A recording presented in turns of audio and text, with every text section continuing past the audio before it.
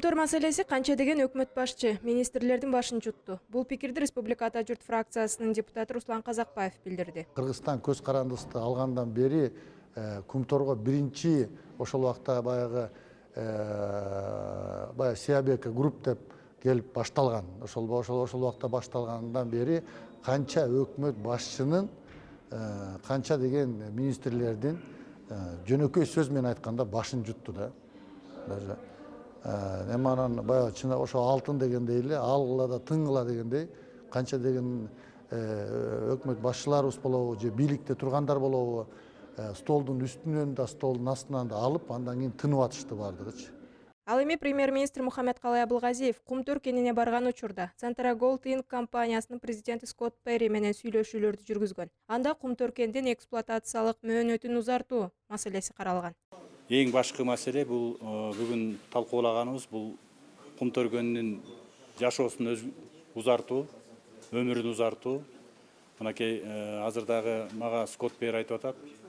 2020 жылга дагы 20 миллион сом миллион доллар которуп ошол геологиялык чалгындоо иштерин улантуу боюнча дагы акча каражаты бөлүнүп атат. Буга чейин билесиздер, бизде стратегиялык келишим август айында күчүнө кирди.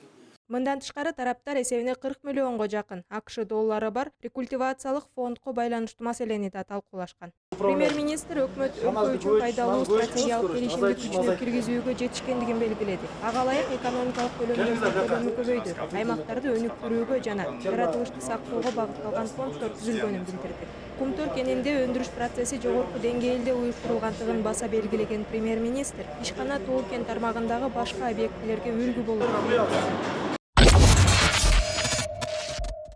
Вице-премьер-министр Алтынай Өмүрбекова бүгүнкү күндө билим берүү тармагындагы чыгымдардын 90% мамлекет тарабынан төлөнө турганын айтып, мектептеги акча чогултууларга мугалимдердин тиешеси болбош керектигин кошумчалады. Мектептердеги фонддор, ата-энелердин фонду ошол мыйзамга ылайык түзүлгөн. Бул жерде ошол фондко аралашып, кээ бир учурларда мектептин директорлору, мугалим жааматтары киришип, ата-энелерге мындай тапшырмаларды берип, фондко акча төккүлө деген. А бул мыйзамга ылайык, бул өз ыктыяры менен гана түзүлө турган. Буну түзөбүзбү же түзбөйбүзбү жалаң гана ата-энелер чече алат, өзүнүн жанагы чогулуштарында. Приказ ошого багытталган. Эч кандай мугалимдер, директорлор ошол фондко акча чогултууну эч кандай тиешеси болбош керек. Муну ата-энелер кааласа чогултсун, каалабаса чогултпасын. Ал арада мектепке акча чогултууга каршы ата-энелер жогорку кеңештин алдына митингке чыгышты. Акцияга чыккан 20 чакты адам министрликтен акча чогултууга тыюу салган жаңы буйругуна карабастан мындай көрүнүш дагы деле уланып жатканын билдиришти. Мындан тышкары наразычылыкка чыккандар ал фонддун ишмердүүлүгү ачык айкын болбогондуктан канча акча чогулуп кантип короп жатканы тууралуу маалымат жок экенин айтышты. Негизи мектепте мыйзамсыз акча чогулуу деген болбош керек. Ата-эне комитети ортого түшүп алып, акча чогултпаш керек. Азыр мындай мугалим да директор да куу болуп алышты. Ата-эне комитеттин өзүнө керектүү ата-эне комитеттин жанына чогултуп алат, аны жумшап коет. Алар какой-то бир өстөрүнө бирдеме калчудай болуп, жанталашып акча чогултат. Жаман көрүнөканын да билбейт. Ошону биз аракет кылып токтотууга чуркап жүрөбүз. Кошумчалай кетсек, билим берүү жана илим министри кабыл алган буйрукка ылайык эгерде жалпы билим берүү уюмдарынын жетекчилери же педагогдору тарабынан мыйзамсыз каражат топтоо же окуучуларга алардын ата-энелерине моралдык, психологиялык басым көрсөтүлгөн факт аныкталса, тартиптик жаза чараларын көрүү менен кызмат орундарын бошотуу жазасы колдонулат. Бүгүн Бишкек шаарында өлкө эгемендикти алгандан бери экинчи ирет сирена үнү жаңырды. Мындан улам жарандардын коргонуунун даярдык мерчемине ылайык Бишкек шаарында команда штабтык машыгуу өттү.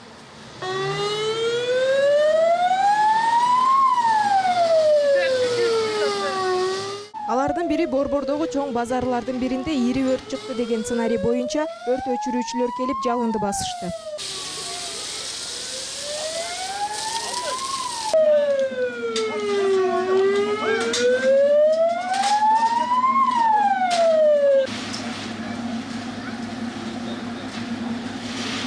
Өзгөчө кадалар министрлигинин атайын иш мерчеми негизинде кыска тобокелин азайтуу мерчеминде кыскасы команда штабдык машыгуу өтүп атат шаарда. Ошонун алкагында бүгүн Орто Сай базарында тактика өрт куткаруу тактика специальный учение өтүп жатат. Биздин максат өз убагында келиш, өз убагында өчүрүш, анан атайын болгон замечанияларга берип коюш ошо.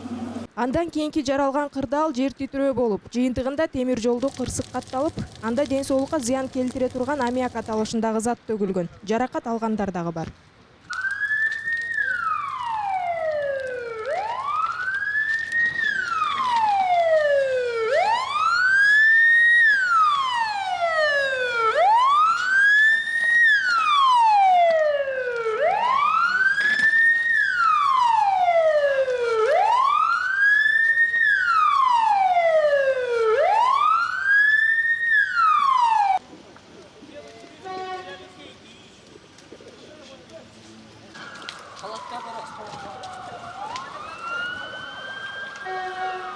Ар бир ушул жараны коргоонун курамына кирген службаларыбыз келип өз иштерин аткарышты. Бул өрт өчүрүү службасы, тез жардам службасы, жанагы хим разведка деп бул ошол химический элементтердин тароосун көзөмөлдөө, жана ЦГСН баягы ошол жагдайда бүгүн ошол биздин окуусу өтүп, жыйынтыгы боюнча ушул өз алдынча турган мекемелер кандай ушундай коопсуз абалда бири-бирин түшүнүп жумуш алып бараарын текшердик.